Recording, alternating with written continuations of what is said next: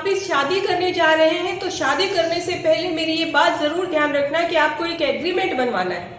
अगर वो एग्रीमेंट आप बनवा लेते हैं तो शादी के बाद अगर डाइवोर्स की सिचुएशन आती है तो आपको वो एग्रीमेंट बहुत काम आ सकता है, क्योंकि भारत के कानून के अनुसार डाइवोर्स लेना आसान नहीं है।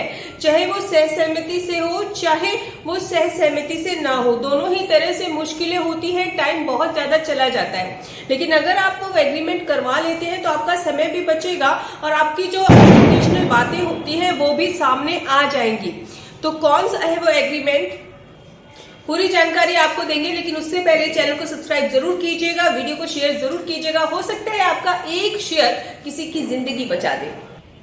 बात करेंगे प्रीनप्टियल एग्रीमेंट के बारे में, जिसमें कि पहले ही आपकी जो ड्यूटी है, आपके जो राइट है, आप अपने साथी से लिखवा लीजिए।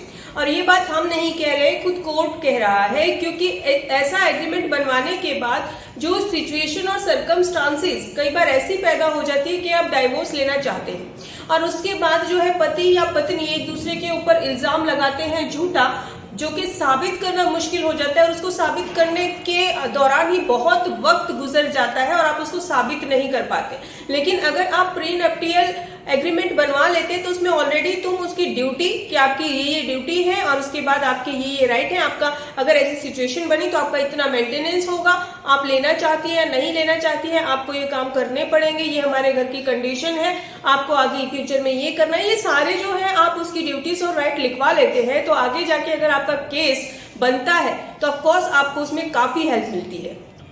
अब क्या क्या लिखवा सकते हैं आप राइट और ड्यूटीज में, देखिए पहले ही बता रहे हैं। जैसे पति लिखवा सकता है कि हम आपसे कोई दहेज नहीं ले रहे हैं, या पत्नी कह सकते हैं कि नहीं हम कोई दहेज दे भी नहीं रहे हैं, या फिर अगर कोई सिचुएशन खराब हुई तो मेंटेनेंस कितना होगा, अगर कस्टडी की नौबत आई तो कस्टडी किसके पास रहेगी, या फिर पति लिखवा सकता है कि हम कोई भी क्रूएल्टी आपके ऊपर नहीं करेंगे और फ्यूचर में बेवजह आप भी कोई क्रूएल्टी का केस हम पर नहीं करेंगे। तो ऐसा कुछ आप एग्रीमेंट बनवा सकते हैं।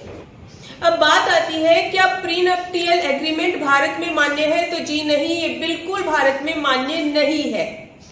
इसका रीजन ये है कि इंडियन कॉन्ट्रैक्ट एक्ट सेक्शन 23 साफ कहता है कि पब्लिक पॉलिसी के विरुद्ध है, क्योंकि कॉन्ट्रैक्ट करते वक्त बहुत से लोग कस्टडी मेंटेनेंस के बारे में पहले ही लिखवा लेते हैं, तो ये कस्टडी और मेंटेनेंस कानून के विरुद्ध जाता है और यही कारण है कि इसको पब्लिक पॉलिसी के विरुद्ध माना गया है। उनका कहना है कि कई राइट्स को किल कर देता है।